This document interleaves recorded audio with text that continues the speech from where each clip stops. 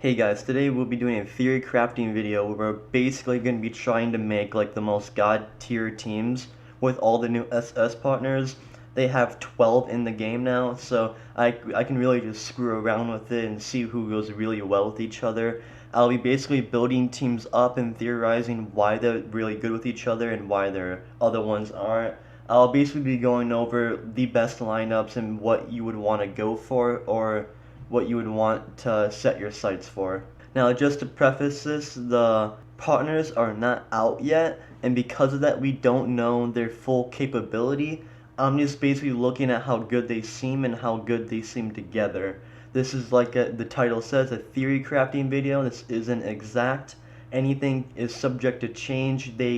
At any time we could get more information about these characters once we see gameplay, we see feathers, basically everything like that. So yeah, let's just get started with the video. First, we're gonna have Hashirama with Kushina. You can throw in other people like regular Tsunade just for the heal. Kushina increases the healing done by 20%, which doesn't seem like that much. But if you picture regular Itachi, right? Let's just build this lineup first. We can use Hashirama, Kushina, Itachi, and let's put regular Tsunade in there. Then we could throw the partner with, if you have, say, Shippuden Sasuke, we could use KCM, or even if you have Susanoo Sasuke. If we're going to be crafting the best one, then I'm going to say Susanoo Sasuke. Now this is pretty much like the healing team. Since this Kushino makes you get 20% more healing, that will make Itachi's lifesteal way more. Hashirama's heal is going to be insane, Tsunade's heal is going to be insane. This entire team lineup will basically make it so your hero will never die. And late game, heroes are the ones that do the most damage. Like no matter what, like you will never get your partner anywhere near as strong as your hero when you're like much later in the game because of ultra gear and all that. The fact that you can make your hero have like 20 million power towards the late game is insane. So this whole lineup will be basically to make sure that your hero never dies, and it'll be constant healing. At all times, you will be healing your hero. He'll never even get to low HP.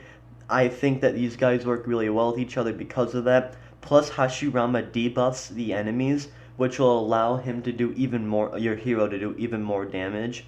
Also, I know I said to try to go for the big elemental bonus, but you don't actually need to do that. Like, it's very good to do that, especially with full Yang, you get 42% damage and 40% HP. Then with Yin, you get dodge, 10% dodge, 30% damage, and 40% HP. So it's very good to get that, but you don't actually need it. You can go like 3 yin, 2 yang, or 3 yang, 2 yin. I recommend mainly going yin and yang. I don't really know why you would go other elements unless you're using someone who is very strong, like say you put Mufune in there. But honestly, I think that applying to your hero and letting your hero do all of the damage is the smart thing to do, because your hero, especially late game, just does a lot. Honestly, I give this lineup I'd say like an 8 out of 10, maybe 9 out of 10. It depends on how good Kushina actually is. On paper, she seems really good, but she could honestly just die really fast. She could be very weak. She could have no HP or anything that keeps her alive. So from just looking at all their abilities, I would say this is a pretty solid lineup. It's basically the healing lineup and allow your hero to do all the damage. That's this one, and now we'll be going to the next lineup. These two partners are very good together. They've been just added the Pervy Sage and Tsunade swimming suit. They work really well with each other, especially since the Pervy Sage, when you're below 20% HP, he gains an extra 500% damage to frozen enemies. And if you're below 50% HP, then it's 200%. But basically, if anyone's frozen, he will do an insane amount of damage to them. That's why it works really well with Tsunade. She freezes people, so this is a really good synergy. Plus, Pervy Sage cleanses all allies, which sounds pretty good, and it is pretty good. And I forgot to talk, well, I did talk about it, but I didn't really talk about it in the update video. One of the main things that make Pervy Sage really good is the fact that he reduces the HP recovery from the enemies by 50%, which basically counters any healing team. If you're ever doing PvP and fighting someone who has like a Tsunade, or when Hashirama comes out, if you're ever fighting a Hashirama, this is like a very good like counter to that because they heal a lot. Like the first lineup that I talked about in this video, this one could counter it, especially if you go Itachi. Itachi also does HP, the enemy healing reduced, and then you could also throw in Kushina just for shits and giggles because she also reduces enemy healing. If you're ever fighting a god healing team, especially the one I just said in the beginning one, this would be a very good like slap in the face because with all this healing reduction, it honestly seems like really good. And then you have your your Pervy Sage that does a shit ton of damage, especially when they're frozen. So just having those like all these four seem like they're pretty good together. I give this one more of like a 7, maybe 6 out of 10.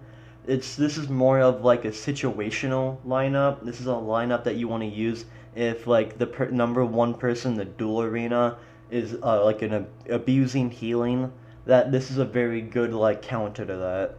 And for hero, you can go Susanoo Sasuke or KCM. Since you already have 3 yin and 1 yang, you can go 4 yin with a Susanoo, but I think you'd probably rather go 2 yang and then 3 yin. A lot of people say like that is like the sweet spot, going 3 and 2 with yin and yang, but in my opinion, Susanoo Sasuke just seems like he's better. I really like Susanoo Sasuke. I think he does a lot of damage, and he has a Susanoo. Like, why would you not go him? And then finally, this is the last lineup I'm going to be talking about, and it's going to be the burn lineup. Now, for this, you can use Obito. He's like one of my favorite burn people. He does good damage reflection with. You want to throw Obito with Sage, with Sage Jiraiya. He does really good fire damage. Susanoo Sasuke does really good fire damage, so have all 3 of those. And surprisingly, Tobirama does burn damage, and Shisui does burn damage. They're the only other ones in SS that does it. I don't think we should go. I don't think you guys should go Tobirama. I don't think you should go 4 SS partners.